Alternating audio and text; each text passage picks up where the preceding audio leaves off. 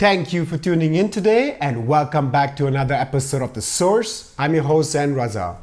Before we begin this interview, I would like to remind you to join our alternative channels on Rumble and Telegram. YouTube or my Google can shadow ban and censor us at any time. And if that day ever comes, we won't be able to reach you even with an announcement, let alone with our information.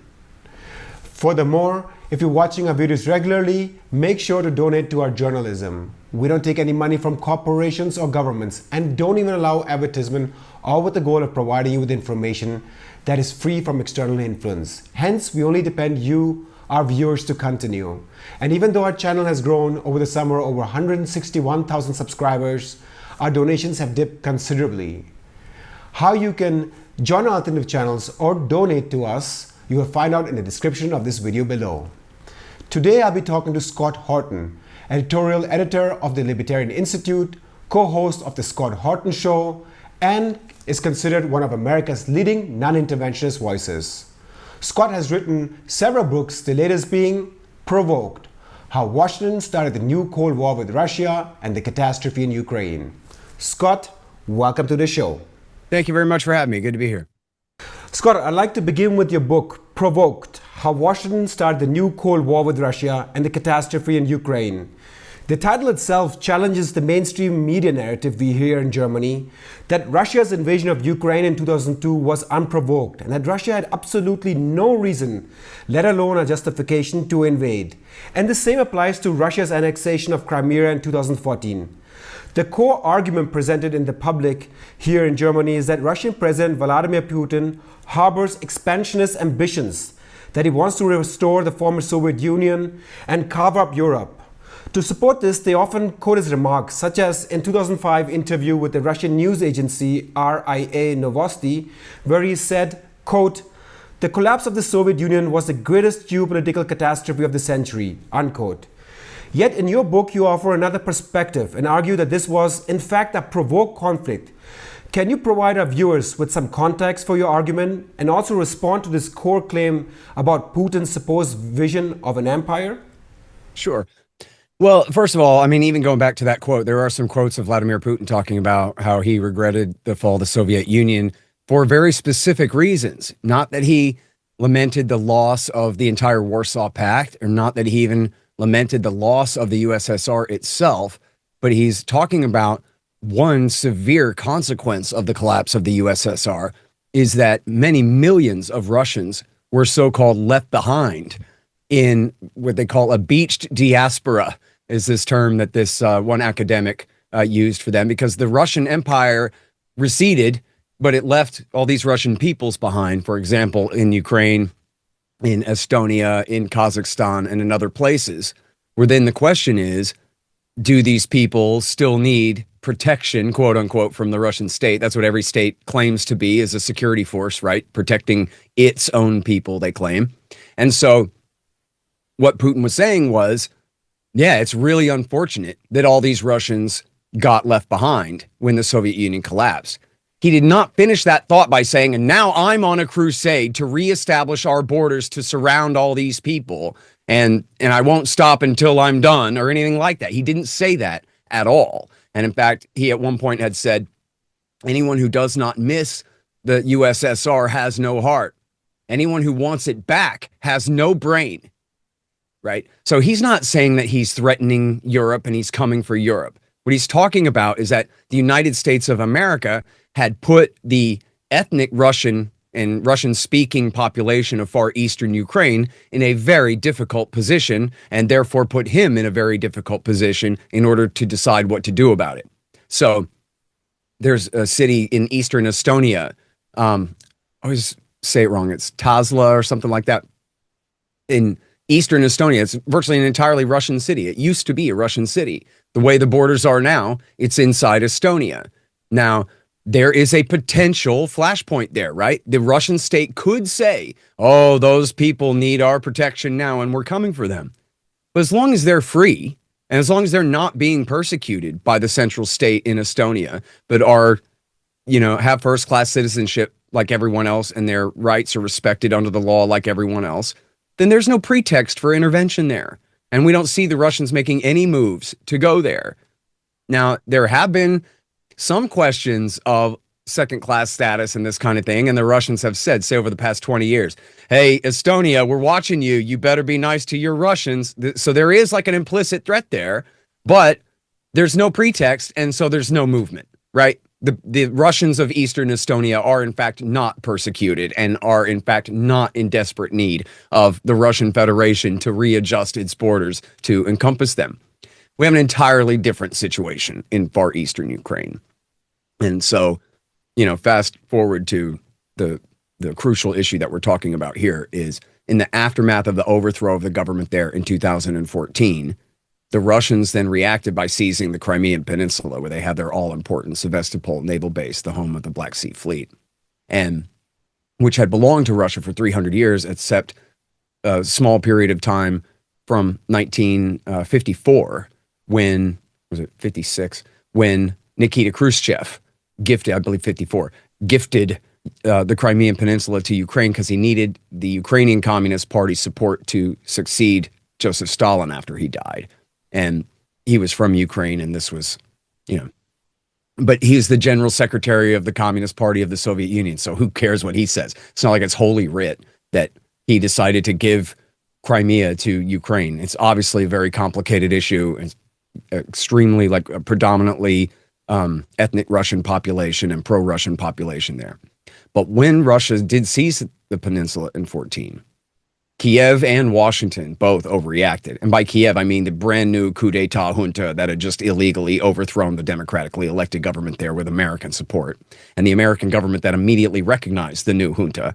They freaked out when rebels in the East said, well, if you guys can occupy government buildings and overthrow the government, we can occupy government buildings and refuse to accept your authority. And in fact, it was just a coincidence. They already had scheduled for February 22nd. A giant meeting of the governors and leaders of the eastern provinces was already scheduled. So it wasn't just like an ad hoc thing. It was their duly elected representatives at a legal convention of their power, right, who demanded that they withdrew their representatives from the Rada and denounced the new junta and said they wanted their concerns addressed and all that. So America's response to that, Barack Obama's response to that, was to send John Brennan to tell the new acting president of Ukraine, a guy named Turchynov, to start a war, to launch a civil war against the people of the East, which is exactly what he did. And they thought, as always, it'd be short and sweet, and it wasn't. Half the army or some major proportion of the military switched sides. They just defected and went and fought. They were from the East and went ahead and took their side. Same it was all the policemen of the East that rose up to lead the militias of miners and whatever. They all said that this was a Russian invasion. It really wasn't true. There was some small number of deniable Russian forces here and there. Their only real incursions in 14 was in August of 14, and then there was another major advance in February of 15 in order to force the Ukrainians to the table, right? Not even to defeat them, but to force them to negotiate and end the war. But otherwise, it was the people of the East, some people of the East, who were being attacked. And in fact, with airstrikes and indiscriminate shelling and all of this kind of thing, too, from the very beginning, is what started the horrible war there. And then, as I said, the Russians did intervene directly in August of 14 and February of 15. In both cases, forcing the Europeans, particularly the Germans, to come to the table and say, no, let's negotiate an end to this thing. And this is the origin of the Minsk I and then the Minsk II peace deals. But America and Barack Obama didn't negotiate that deal, but the Germans and the French, our closest allies, did. And Barack Obama put the rubber stamp on it, and then so did the UN Security Council, put the rubber stamp on Minsk II. So this was supposed to end the war. But the American government under Barack Obama, under Donald Trump's first term, and under the first year of Joe Biden, they refused to implement Minsk II. And they refused to put pressure on Kiev to go ahead and implement the deal. So what they had was this kind of ongoing low-level civil war. It was something like 9,000 people died the first year, and about another 4,000 people were killed in the next 7 years. So you see what I mean? That the fighting was still going on, but they had called off the airstrikes and the heavy artillery and the major missions across enemy lines. But they're still lobbing artillery shells back and forth, essentially, for 7 years. And this issue was not being resolved whatsoever. So we can go back. We'll talk all about NATO expansion and the rest of the American empire in Eastern Europe. But here, what we're talking about is the regime, the illegal coup d'etat regime that took over the country in 2014, launching a war in which thousands and thousands of ethnic Russians in the far east of the country are being killed. And then when those rebels asked Putin to annex their territory in 2014, he told them no and demanded that they stop flying the Russian flag and told them, I'm not coming for you. I'm going to sit down and deal with Angela Merkel is what I'm going to do. I do not want to reabsorb the Donbass, was what he had said then. And so, you know, all this stuff, it obviously puts the lie to his territorial ambition. He had all the pretext he needed to roll tanks all the way to Kiev then. And in fact, he had threatened an Italian diplomat in 2014 and said, you know, I could be in Kiev in 2 weeks. Which turned out to be wrong. Although actually not, because at that time, he absolutely could have been in Kiev in 2 weeks, right? It was years and years worth of America arming the Ukrainians up, especially with those shoulder-fired Javelin anti-tank missiles that were so effective at halting the Russian advance in the early stages of the fuller scale war that beginning in 22. In 2014, the Russians absolutely could have just completely smashed the Ukrainian military and taken what they want. They did not do that because Russia was prioritizing relations with Germany and relations with the West. He didn't want to screw everything up. You know, he wasn't getting along that famously with Barack Obama at that time, but then again, they were working together on some things. Like when Obama decided to finally turn on ISIS and the caliphate that he had created for them in Syria and Iraq, he was willing to work with Russia against ISIS, although not against Al-Qaeda and al-Nusra, but at least against the Islamic State. You might remember a case in his last year in power, is toward the end of 2016, in the summer of 16, Obama had ordered John Kerry to make a deal with Putin to work together to kill ISIS in eastern Syria. And what happened? The Department of Defense bombed Syrian army positions near Deir ez-Zor, which completely ruined that compromise and that deal. And in fact, in specific, allowed ISIS to advance on Deir ez-Zor and kill a bunch of innocent people. But that was clearly, I mean, this was in all the papers at the time. I mean, it was understood in no other way than insubordination by the Secretary of Defense, who was overruling the foreign policy of the president and the Secretary of State, who had decided to make this new compromise with the Russians. Same thing, remember, they had made the deal to get rid of Syria's chemical weapons to avoid war in 2013. You know, the great reporter Robert Perry thought that this was part of the reason for the Maidan phony revolution, and that and why America stepped up their pressure, why the neoconservatives, especially Robert Kagan's wife, Victoria Nuland, and all them ratchet up the pressure in Ukraine, was because they were terrified that Barack Obama was starting to strike up a friendship with Putin and that we were getting along. And if they were getting along on Syria, then they could get along, they could finish the job on Syria. They could abandon Al-Qaeda and tilt back toward Assad, right? And they didn't want that. And they didn't want any more compromises with the Russians or the Shiites. And so Robert Perry thought that was one of the major reasons that they intervened so severely in Ukraine, was just to disrupt this budding relationship between Obama and Putin at that time.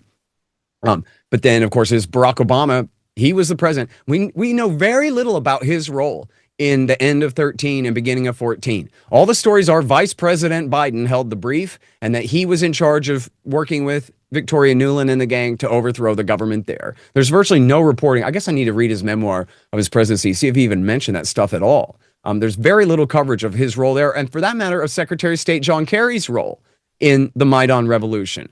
The first major bit of news we have about Kerry there is as soon as the Maidan Revolution was over, he recognized the new government in Kiev. But we don't have, much about his command and control of the situation, even though it's his State Department that's doing the coup. His ambassador and essentially, Victoria Nuland was the acting ambassador at large to the EU, so to speak, the Deputy Undersecretary of State for European Affairs and whatever. Anyway, so, but now, so this is essentially, to try to narrow down and finally answer your question here.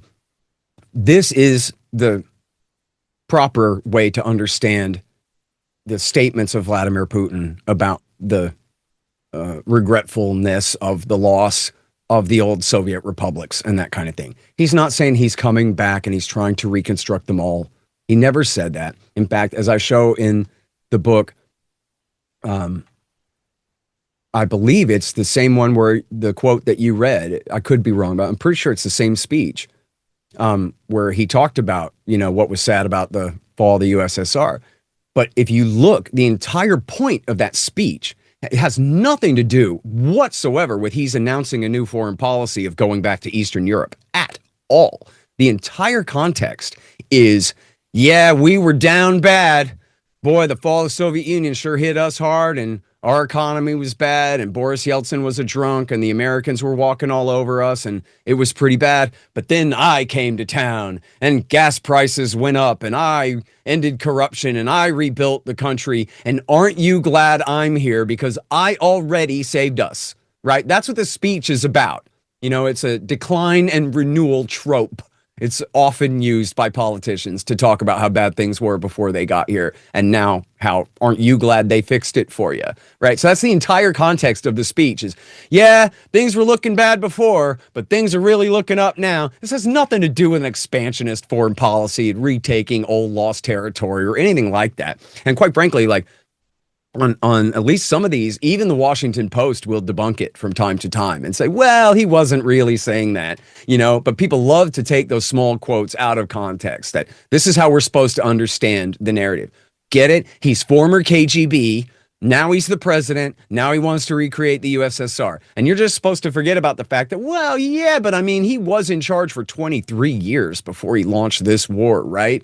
And you guys all said that he was the best Russian leader ever and that you liked him even better than his predecessor. And Joe Biden himself said that no Russian leader in all history has ever thrown in with the West as hard as Vladimir Putin has. And George Bush looking into his soul, and Barack Obama dealing with him over Syria and all of these things, you know. Oh, no, he just got here and he's a mad communist dictator. And not only that, he's not a clerk or a technocrat. No, he's a romantic, swept away by poetry about the long-lost Russian Empire. Yeah, right. The guy, I mean, you already know. I don't forget whether it's left or right brained or whatever, but he's the rational one. He's not a poet, and he's not a romantic, and he's not swept away by ideological leanings or feelings about how things are supposed to be. And this is a guy who, in the middle of a war, he will say, well, we have some severe disagreements with our American partners on some issues, but we're doing everything we can to work with them on other things. And come on, this guy's Joseph Stalin. Give me a break, dude. And quite frankly, like, this is the weapons of mass destruction of this war. This is the pretext for war and for American and, for that matter, German and other European intervention on Ukraine's behalf against Russia, is that Putin woke up on the wrong side of the bed one morning and decided to launch this war out of pure aggression. So now everything that we do is pure defense on behalf of the innocent, being, you know, run over by Sauron, you know, the Dark Lord madman from the East and his gang of roaming and raping orcs and all of this stuff. That was the way that they framed it. And so that was why I titled the book Provoked. Now, it's not a justification. I argue in the book that Putin should not have done this for moral reasons and legal reasons, and I explain what I think are some alternatives to fighting that he could have explored before launching the war. And I also conclude that it's going to be a Pyrrhic victory, and that at the end of the day, even obviously they're going to be successful in retaking much of this territory in the East and the South and all that. And who knows, the longer this thing goes on, the more territory they take.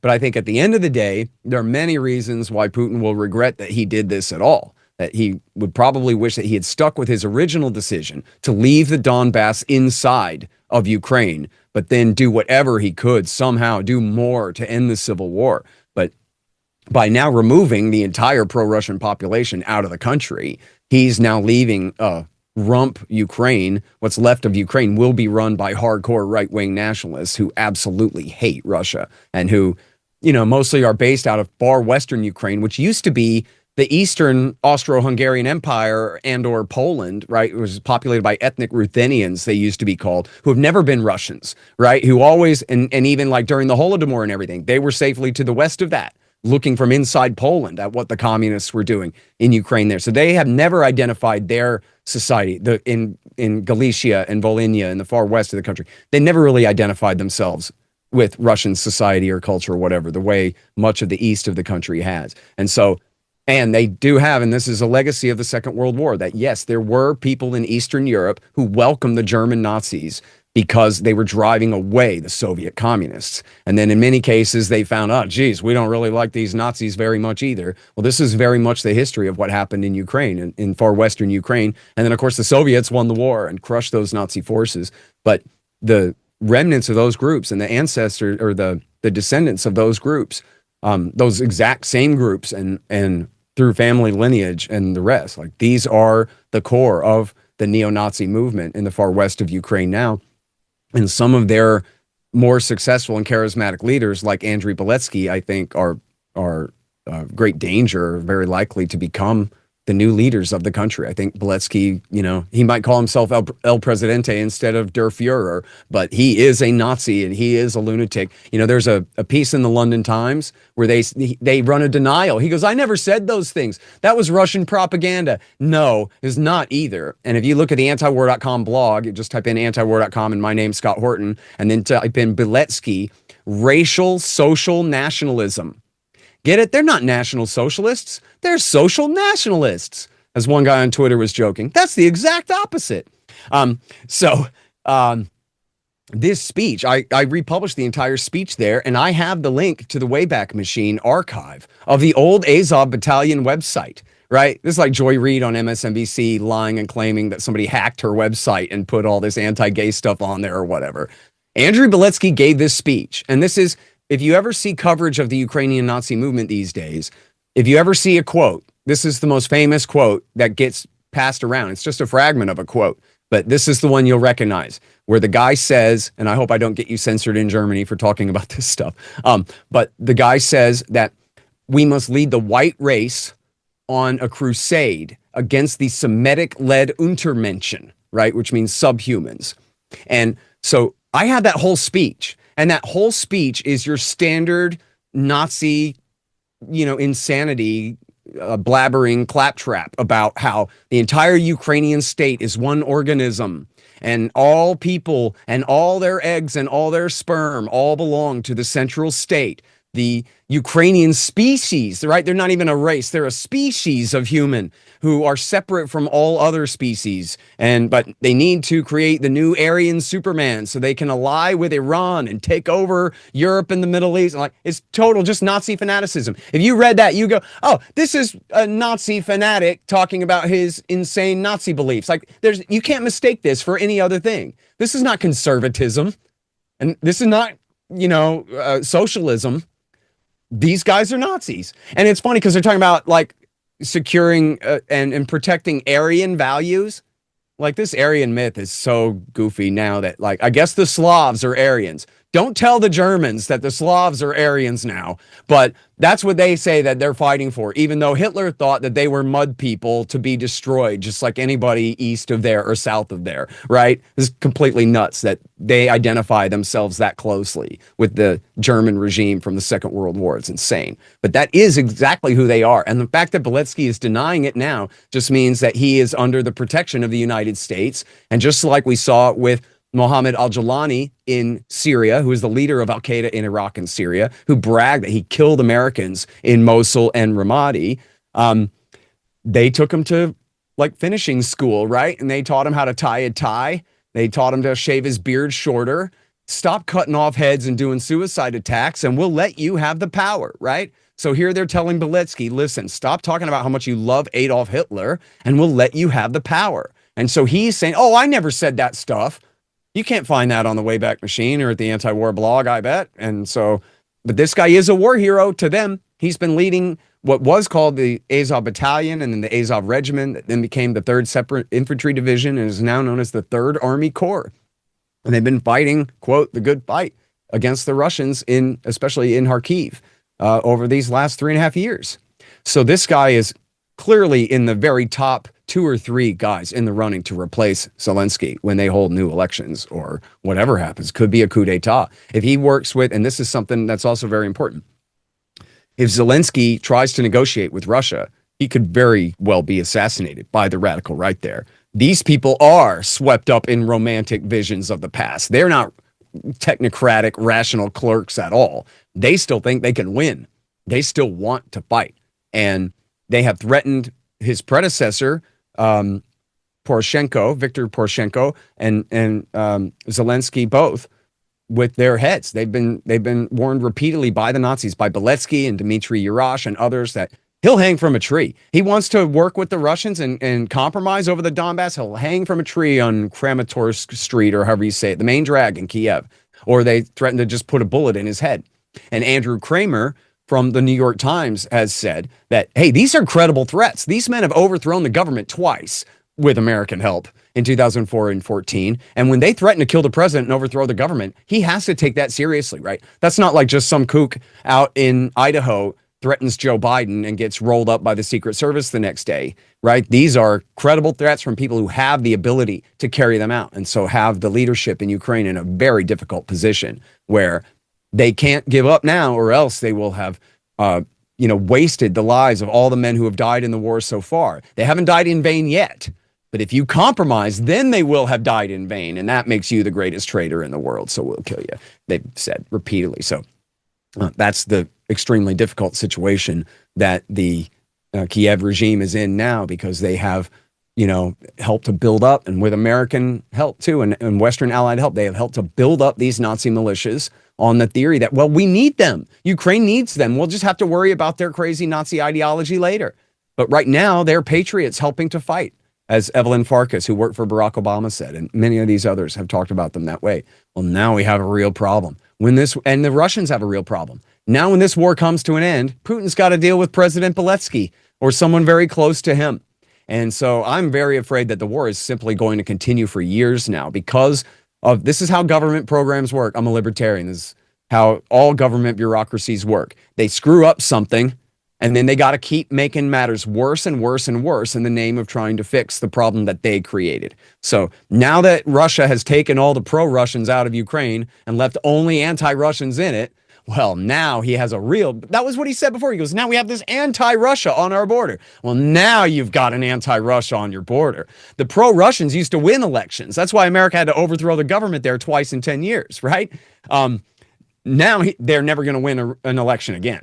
Now Russia's going to be dealing with a very right-wing, avowedly enemy state on their border over the long term here. Or they're going to continue the war over the medium term and just solve it that way by marching ultimately all the way to Romania and Poland. Let me get to the NATO part, which you touched upon, but let me preemptively bring in a couple of arguments perhaps you could address and also provide context to how the NATO expansion played into igniting the Ukraine war.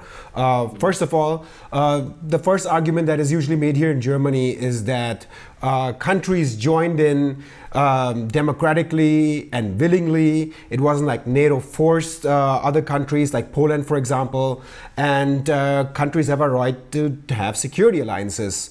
And the second argument that is usually made is that, well, Poland, which has borders with Russia, is part of NATO too, and Russia didn't invade Poland.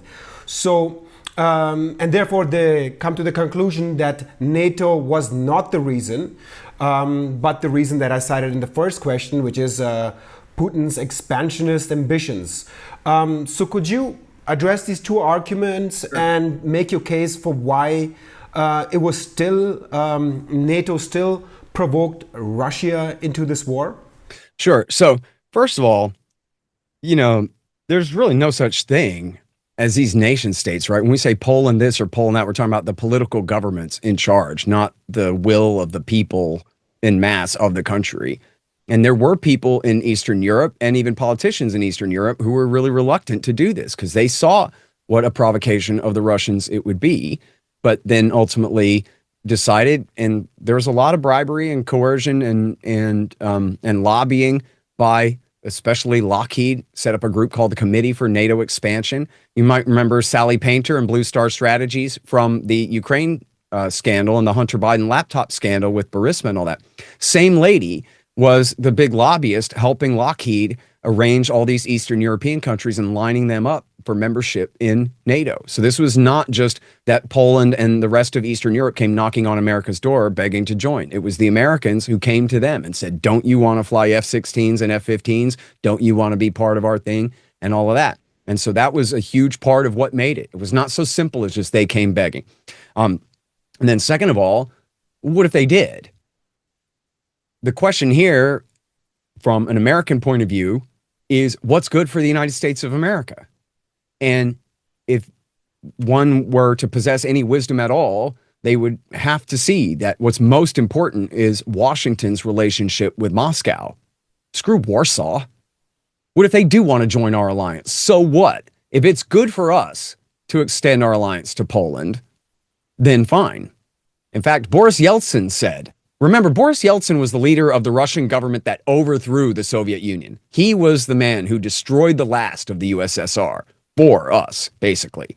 And he said, hey, listen, I understand why the Eastern European states would be reluctant to engage in new forms of cooperation. His ironic quotes, cooperation with Russia, because he knew good and well the horrible and bloody history of Soviet dominance over these people and why they would be afraid of Russia. And hell, even before the Soviet Union, the previous Russian empires, and why they might want the superpower across the ocean to protect them. He understood that. But then he said, yeah, but still, you have to take into account our point of view here too, right? The whole idea was, and I'm kind of starting with refuting the arguments rather than just going back to the beginning, but the idea was, or the debate was, are we going to erase the dividing lines in Europe, or are we simply going to move them further east? And what they promised was, we're erasing them. Russia is going to be part of the new security architecture of Europe with everybody else. And so that means Ukraine and Belarus and the Baltic states and Poland and Hungary and the Czech Republic and Slovakia and Bulgaria and Romania, everybody's neutrality is baked in because we're all already members of the Conference on Security and Cooperation in Europe. Or then they replaced that in the Bill Clinton years with the PFP, the Partnership for Peace, and said, we're going to abandon the NATO alliance. NATO is going to become more of a political organization. Think of something like the EU plus America. But we're going to replace it as a military organization and as a military alliance with the CSCE. We're not even going to have an alliance anymore because there's no enemy anymore. So we're going to have a partnership, a security partnership, and you're going to be part of it with us. And they knew that they were lying when they said that. But that was the way that they sold it to the Russians because they recognized all along, even before Bill Clinton ever came to town, the Bush senior government recognized they needed to make the Soviet Union and then Russia, because the Soviet Union was finally overthrown at the end of 91. So Bush Sr. still had one full year with just post-Soviet Russia. But the deal was to constantly essentially shine them on and make promises to them about how they are going to be part of the new system with us, all the while plotting and planning to, in fact, that they were deceiving and that they would, in fact, not only ensconce American power in Europe, but expand it. And the goal from the beginning, while they were telling the Russians one thing, was that we're going to end up expanding NATO further to the east. And so one of the major criticisms of this argument that has been circulated in the past is that, well, it's not in the treaty. They signed a treaty on the reunification of Germany, and they don't say anything in that treaty about America promises never to expand their forces east. But that's not exactly true. There is something in the treaty about that, and it's the promise of a new special military zone, which meant that if we're reuniting Germany, and obviously the eastern half, the commies are gone, the eastern half is going to be reintegrated under the rule of the West, right? We're going to move the capital of Bonn back to Berlin, and it's going to be the West German American Allied regime is going to rule the entire country now. So they said this was one of the kernels of truth to, well, they're kind of screwing around and back down, was that the way Baker had phrased it made it seem like he was saying that East Germany wouldn't be a member of NATO. There is no East Germany anymore. We're talking about reunification. So it made no sense to say that the German, like one half of the German state or 2/3 of the German state is in NATO, but the other third isn't. That doesn't make sense. So they backed down on that and said, well, here's what we mean, though, is we promise never to put nuclear weapons in the former GDR, the former East Germany, and we promise never to station substantial combat forces in the East. So right there, they were respecting the spirit of the promise that we will not move NATO 1 inch to the East if the Soviets were to allow reunification. Now, people like to pretend that James Baker used that phrase one time on February the 9th, 1990, And then he backed down and they rewrote it and he didn't mean it, and so it doesn't count. But that's not accurate. He actually made that same promise 6 times on February the 9th. And then the next day, Helmut Kohl, the chancellor of Germany, went and made the exact same promise to Gorbachev. And based on that promise, Gorbachev said, okay, fine, I will allow reunification. And Helmut Kohl went right out there at night and gave a press conference, like on the steps of the Kremlin, and said, Gorbachev just said we can reunite. Let's get it going. Everybody shift into first gear right now. We are reuniting Germany and there's no turning back. Right. And he announced that immediately just on the spoken word of Gorbachev. So in other words, it wasn't just a promise not to expand NATO further east. It was a deal. It was an agreement that was reached, and they allowed reunification based on that understanding.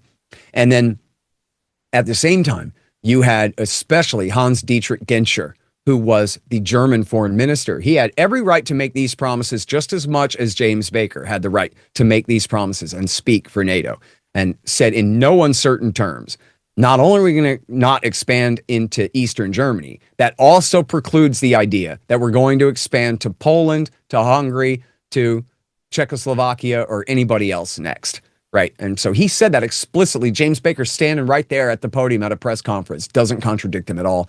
The State Department agrees. And I beat this dead horse absolutely beyond all reason in my book, because I know that the War Party tries to deny it. And so I show that it's just absolutely beyond any denial that President Bush, James Baker, and Robert Gates all made these promises, that Helmut Kohl and Hans-Dietrich Genscher made these promises, that Margaret Thatcher and then her successor, John Major, and their their foreign minister, Douglas Hurd, also made the same promises over and over and over and over and over again. The French as well.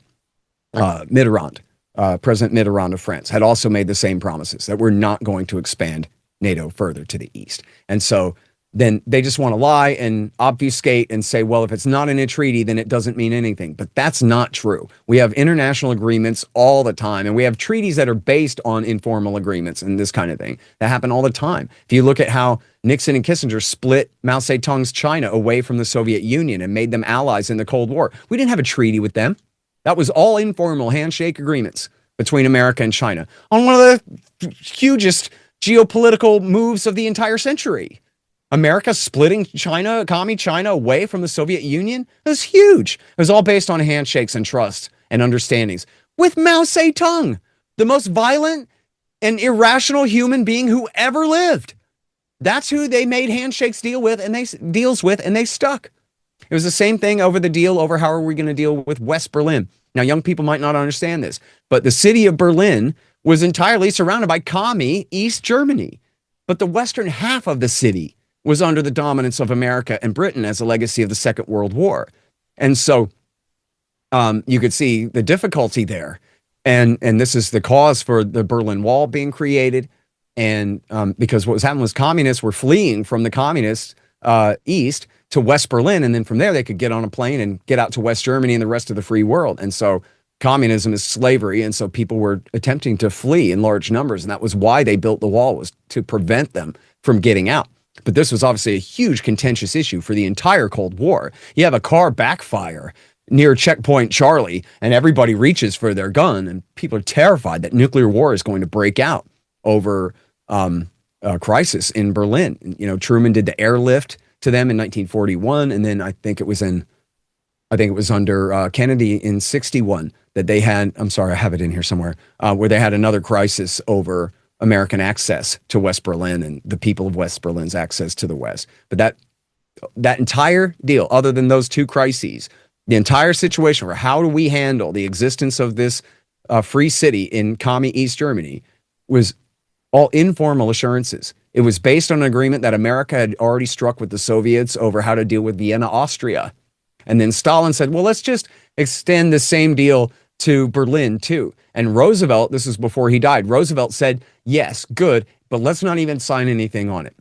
Let's just do it on a handshake in order to build trust and say that we can trust each other to just live up to our handshakes. So that was the deal that controlled the status of West Berlin through the entire Cold War, was based on informal assurances. Another very important one is to end the Cuban Missile Crisis, when it was really Kennedy that that picked the fight by stationing these missiles in Italy and in Turkey. And then Daniel Ellsberg gave a speech that said, ha ha, we know how few nuclear missiles you have and what a weak position you're in, Soviets, which he took the rap for that. He said, boy, I should not have given that speech because, and he was only the deputy undersecretary of defense for something, but it was enough to help to provoke Khrushchev to deploy nuclear missiles to Cuba.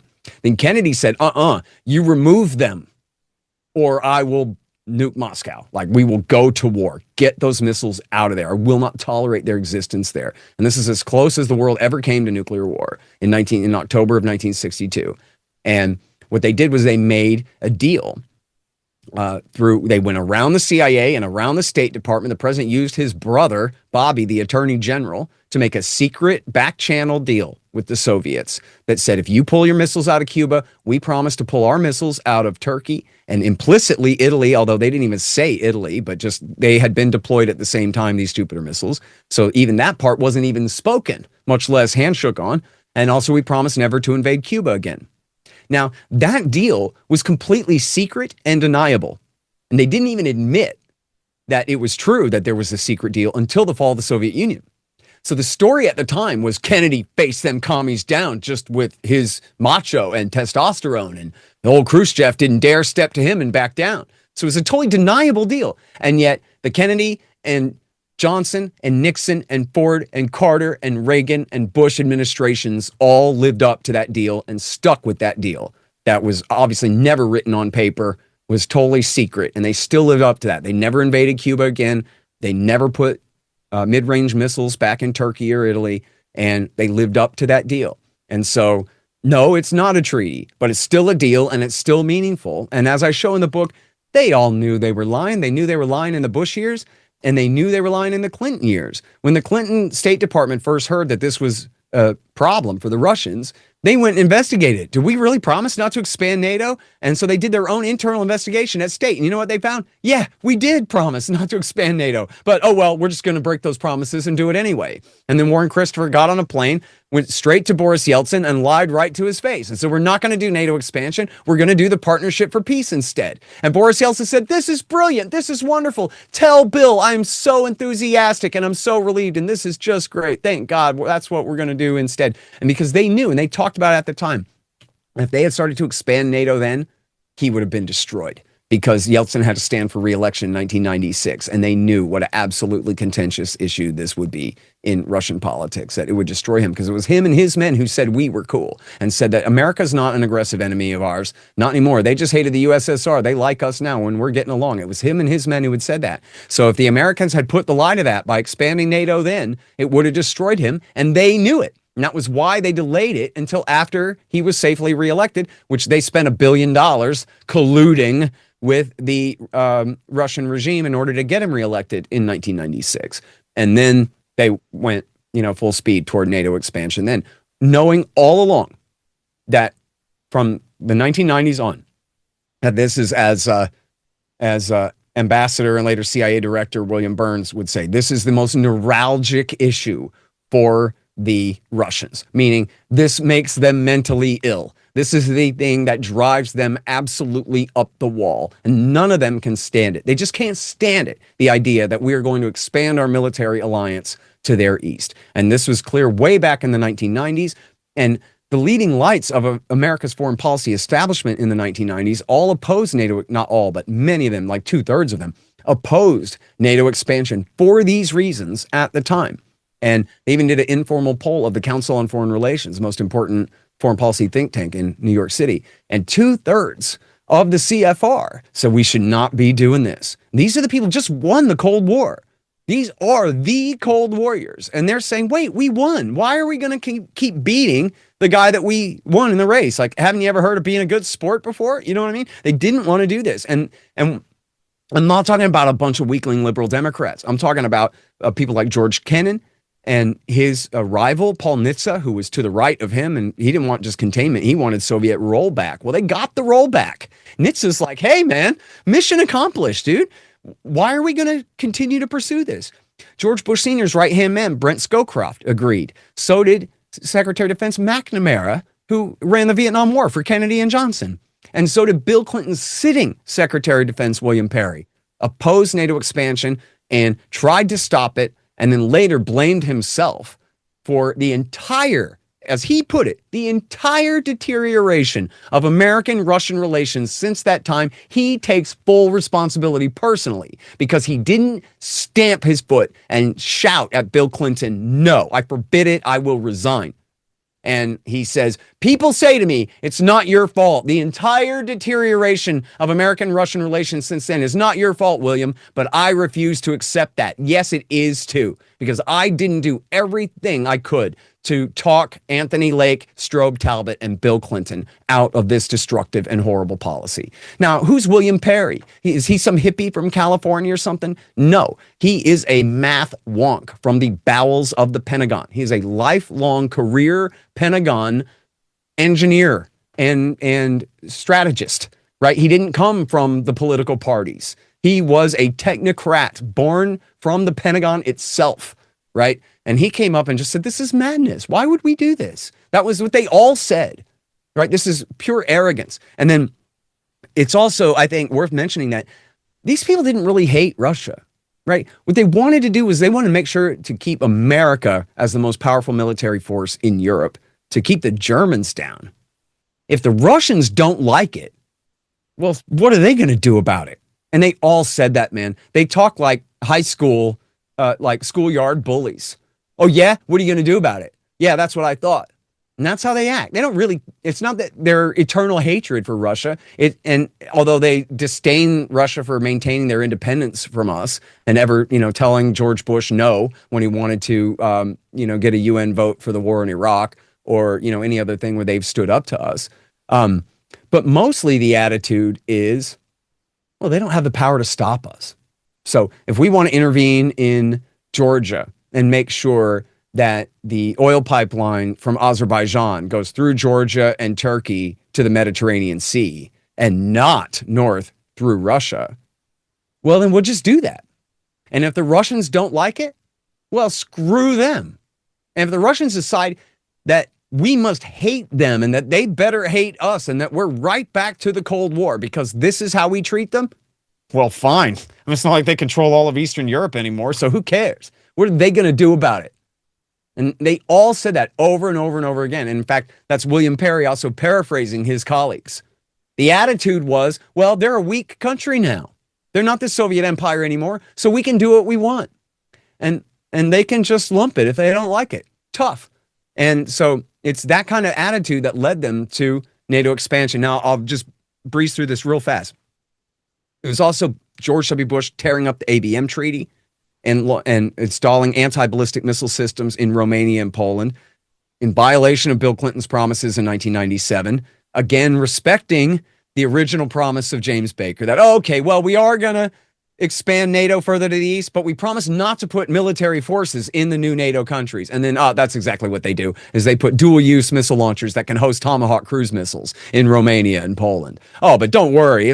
Hey, NATO's a defensive alliance. Don't you worry about it, as we're steadily encroaching further. And then there's the color-coded revolutions, which are famously coups d'etat dressed up as popular revolutions. And they started this in Slovakia and, in Armenia in 97, Slovakia in 98, Serbia in 99, Croatia in 99, Serbia in 2000, Georgia in 2003, Ukraine in 2004, Belarus, which failed, and Lebanon, which failed in 2005, but also the Kyrgyzstan Tulip Revolution, which did succeed in 2005, the attempted Iranian overthrow of the Green Revolution in 2009, something people might recognize, the umbrella protest movement in Hong Kong, right? This is all the National Endowment for Democracy, USAID, working with the National Democratic Institute and the International Republican Institute and all the myriad George Soros organizations, such as the Soros Foundation, the Open Society Foundation, the Renaissance Foundation, and the rest of these, to pour in hundreds of millions of dollars into these coups to overthrow these governments. So while the world's distracted with the absolute catastrophe going on in Iraq, Bush is subtly overthrowing all these governments in Russia's near abroad, anyone who wants to get along with Russia, and with the avowed purpose of moving them west. And then in 2008, he debuted what was called the Bucharest Declaration over the dead body of his entire National Security Council, the entire embassy in Moscow, and his own Secretary of State and Secretary of Defense, who told him that it was unwise to do it. Or at least we know that they opposed it. I don't know exactly what Rice told him. I think Rice eventually did support it because she just do whatever he said. But it was Victoria Nuland, Robert Kagan's wife, the same lady from the Putsch of 14, working for Dick Cheney, and they're the ones who pushed Bush to do it. And Angela Merkel and Francois Hollande of Germany and France, they tried to stop him too. And so they wouldn't let him give an official membership action plan, but he went ahead and announced anyway the Bucharest Declaration, where he swore that, well, one day Georgia and Ukraine will be welcomed into NATO. And we're working on that process now. So this is just like, getting them into a fight with their larger neighbor, but without the promise to come and really help them, right? It's just getting them in trouble, but without the war guarantee. And so, this is what all the scholars call the worst of both worlds. Now, I'm not saying they should have given them the war guarantee. I'm saying they shouldn't have announced that they could ever join our military alliance at all. And in doing so, they helped provoke the war in Georgia, where Mikhail Saakashvili, who had taken power in the illegal coup of 2003, he launched a war against Ossetia and Abkhazia, which are these two breakaway provinces, because you have to have settled borders to join NATO. He thought, well, I better, launch a big coup de main and retake these lost provinces. That way I can move toward the NATO alliance. And that ended up causing the Russians to intervene and come across the Caucasus Mountains and push the Georgians back out of South Ossetia. And at which point Dick Cheney recommended missile strikes against the Roki Tunnel under the Caucasus Mountains to kill Russians, and could have started World War III right then over former Soviet Georgia that probably most Germans couldn't find on a map, much less Americans, right over there somewhere between the Black and Caspian Sea. I mean, if you say the word Caspian to Americans, some of us know, like from messing with a globe when we were a little kid, that's that giant lake in the middle of Eurasia somewhere, right? Something like that. Or we know Prince Caspian, right? Which is the sequel to The Lion, the Witch, and the Wardrobe, right? But like all this is 8,000 miles from here, right? This is a land that most Americans have never heard of. And in fact, when that war broke out in 2008, many, I don't know the number, but many Americans were afraid that Russia had invaded our Georgia between South Carolina and Florida, because one, they had either never heard of former Soviet Georgia, or two, even with that information in their head, they couldn't figure out why it was a top headline in America that Russia had rolled into former Soviet Georgia. So through their cognitive dissonance, they just rationalized, if this is a top headline, it must be that he's attacking us. Right? People were calling their mom and dad. People were really afraid that we were in danger. And they didn't know that, wow, it doesn't really make sense that they would launch their big initial invasion beachhead in Georgia. But I don't know. They panicked over it just because that's how far removed former Soviet Georgia is from the lives of the American people, from the interests of the American people, even though our government makes it our business and gets us into these fights. And so this was obviously a major provocation against the Russians at that time. And this was not really the beginning, but it was part of a major step up in America's integration of Ukraine into NATO, at least on a de facto basis. And this is something that's very important to understand, is this process of what they call interoperability. And what that means is essentially overhauling the Ukrainian military so that it can work with NATO and be essentially just another auxiliary military ally of the NATO alliance if we went to war. So if we did have a war between NATO and the Russian Federation, you have the supreme allied commander of NATO forces would be in charge, an American general, and then he would be in charge of all of the armies of Europe, right? The Germans, the Hungarians, all the Baltic states, and everybody else. So the idea here is, again, we're making Ukraine a de facto member of NATO. We're not giving them the full war guarantee, but we are completely overhauling their command and control systems, their order of battle, and their entire communication systems, and the organization of their entire military, and then working on replacing all of their legacy Soviet weapon systems with new NATO standard equipment, including, of course, those Javelin anti-tank missiles and all of the rest of that. And so they were working very hard on what they call this interoperability in making Ukraine a de facto member of NATO, even without that Article 5 guarantee.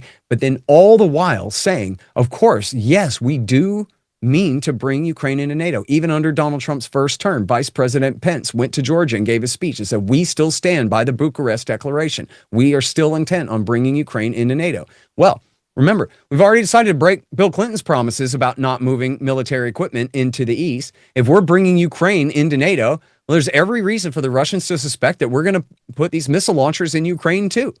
And these are, again, dual-use launchers. The Mark 41 missile launcher, or also known as Aegis onshore. These missile systems, the Mark 41 missile launcher can host these Sparrow anti-ballistic missile systems. They can also hold Tomahawk cruise missiles that can be tipped with H-bombs.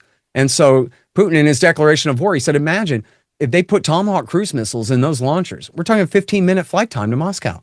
It's like a knife at our throat. We can't deal with this. We're not going to accept this threat to our security. So again, that's not to say that it was justified for Russia to start the war. And if you want to talk about it, I have some answers about some other alternatives that he could have had. But the idea that this is some poetic romantic swept away by, visions of lost glory and all this crap is just completely preposterous. They have an ongoing massive border dispute and the threat of the world's greatest military alliance moving to just 300 miles from their capital city. And where this is the route that the French and the Germans took twice to invade Russia. And they have no natural defenses. There are no hills or rivers or mountains or anything. There's nothing but wide open fields on the way to Moscow. And so it's absolutely a severe security situation and security concern for them. And as I show in the book, the Hawks knew it all along too. And they said so all along too. And I guess I'll just wrap up this segment with Zbigniew Brzezinski and Henry Kissinger, who were two of the greatest, most famous and most important grand strategists of American foreign policy long after their time in office. They both served in the 70s. But Kissinger was the Republican and Brzezinski the Democrat, but they were basically both Rockefeller's guys, Council on Foreign Relations guys, and grand strategists of American military power. Both of them severe advocates of NATO expansion into Eastern Europe. Kissinger said, yes, we are moving the dividing line east. We are not erasing it, and the Russians will just have to learn to like it, right? Okay, these guys were hawks. But both of them said, we need a special status for Ukraine. We need to ensconce permanent neutrality for Ukraine, the way it was for Finland and Austria in the old Cold War, where they're not a member of NATO or the Warsaw Pact, and they're not occupied by either side's troops. We leave them neutral as a bridge between East and West so that we don't have to fight over it, because as they all recognized, again, Ambassador William Burns in his Niet means Niet memo said that, if it comes to a fight over NATO membership for Ukraine, that could cause a civil war in Ukraine. And that could cause Russia to have to choose whether to intervene, a decision they do not want to have to make. So in other words, this is Sergei Lavrov, the foreign minister, telling the American ambassador, for the love of God, man, please don't do this. Don't put us in this position. Okay? And then Burns tells Condoleezza Rice, we really should not put them in this position, right? Not because he's a Russian simp, but because he's doing his job. He's telling her this is madness, right? We're going to cause a war. And then they went ahead anyway. And then it was Burns, ironically, who was CIA director for the first year of Joe Biden before the war broke out. And instead of telling Burns, you solve this problem, Biden did not tell him that. And they decided that actually we would like to dissuade Russia. We'll warn them, you better not invade, but we're going to keep arming up Ukraine. We're going to call it deterrence, even though we know it's a provocation. We're going to call it deterrence, and we're going to refuse to negotiate in good faith about any of these outstanding issues. We're going to pretend, again, Putin just woke up on the wrong side of the bed this morning and decided he wanted to be Joe Stalin, and now he's Stalin/Hitler, and we are Churchill/FDR standing up to the evil tyrant. And that's the entire story here. So you don't negotiate. That would be like Neville Chamberlain at Munich. You don't negotiate with Hitler. You only got to be tough and face him down. And then the idea was, as they all said over and over again, and as I show in the book, they all said over and over again, if we can't deter them from invading, we can replicate the 1980s Afghan war, where we bring them in, bog them down, bleed them dry, and force them out the hard way, the same way we did backing the Mujahideen against them in Afghanistan in the 1980s. Now, mind you, this is just 3 months after America's absolutely humiliating debacle of a defeat in Afghanistan and America having to withdraw while the Taliban's walking right into power in Kabul after spending 20 years failing to clean up the mess from the last time we did this. But, well, anyway, whatever, let's just do that again. And they also invoke Syria. They go, we did such a great job backing the insurgents in Syria. You mean leading to the rise of the Islamic State Caliphate and Iraq War III to destroy it again? That backing of the insurgency in Syria? Because, yeah, I remember that. It was the worst thing you did since Iraq, equivalent to the evil of Iraq War II, was America's dirty war in Syria. And these are the words on their lips. Oh, we're so good at this. Even though we just got defeated by insurgents in Afghanistan. We just helped insurgents defeat the Russians in Syria, which is not exactly true, but that's what we want. And we did in Afghanistan in the 80s. And that's what we're trying to replicate here. As they all said over and over again, we're going to inflict a strategic defeat on Russia. If you go back to Afghanistan, Brzezinski, who worked for Jimmy Carter, he later admitted in an interview, the way he phrased it, he said, were we deliberately trying to provoke the USSR into invading Afghanistan? No. But we were knowingly increasing the probability that they would, which is, of course, the exact same thing, right? That's exactly what they were doing, was trying to provoke them to intervene. And so we see a lot of that same thing here. And, you know, in the Rand Corporation study, Extending Russia, they talked about how, you know what we could do? We could mess with them here. We could mess with them here. We can mess with them here. They warn, and by the way, I should say, everyone should read this, okay? Extending Russia 2019, Rand Corporation, rand.org. And by extending Russia, what they mean is overextending Russia. And by that, they mean provoking them into overextending themselves, right? So that you understand what we're talking about here. They're saying, well, we could screw with them in the Nord Stream pipeline. We could try to do another coup d'etat in Belarus. We could mess with the national government in Kazakhstan and force Russia to have to expend energy to prop up the government in Kazakhstan. That's the big one. They're Mexico, right? The big one on their southern border there. We could pour more weapons into the jihadists in Syria. We could pour more weapons into the radical right in Ukraine. These are all their ideas for how to mess with the Russians, how to force the Russians to be distracted and overextended in too many different areas to weaken them. But in that same study, they also warn that, geez, if we do a coup in Belarus, we could provoke Russia into invading Belarus. And if we arm up the jihadis in Syria, man, that could lead to them taking over Damascus and Russia going back to war there, right? Real problems with the jihadis there is that if we pour more weapons into Ukraine, well, that could help Ukraine step up their efforts in the civil war. And that could provoke Russia to intervene with a real invasion, full scale and troops on the ground to take those eastern territories away from Ukraine, something that would very much hurt Ukraine and weaken us too. And so we got to be very careful about how we do all these things. They say in there, when it comes to weapons to Ukraine, we must carefully calibrate the amount of weapons that we're pouring in so that we are deterring Russia, but not provoking them, right? So, but then what they do, they just poured in so many weapons that they provoked them. And I also quote CIA officers saying to Yahoo News, don't blame us. We told the bosses to tell the White House to stop sending more weapons. We're not putting in the proper amount to deter Russia. We are putting in so much that we're provoking them. We're making the Russians decide that it's inevitable. So we might as well go now before America is done arming them up even more than they already have. And that is the position that the CIA themselves said that they were putting the Russians in on the eve of this war, man. Provoked. That's it. Scott Horton, sorry we've run out of time, but I will contact you again, and I want to talk about the mainstream narrative that has emerged since the Ukraine war, especially also what you mentioned, the alternatives that Russia had, and as well as Germany's geopolitical emergence. I look forward to contact you again. Thank you for your time today. Thank you very much for having me. Appreciate it. And thank you for tuning in today.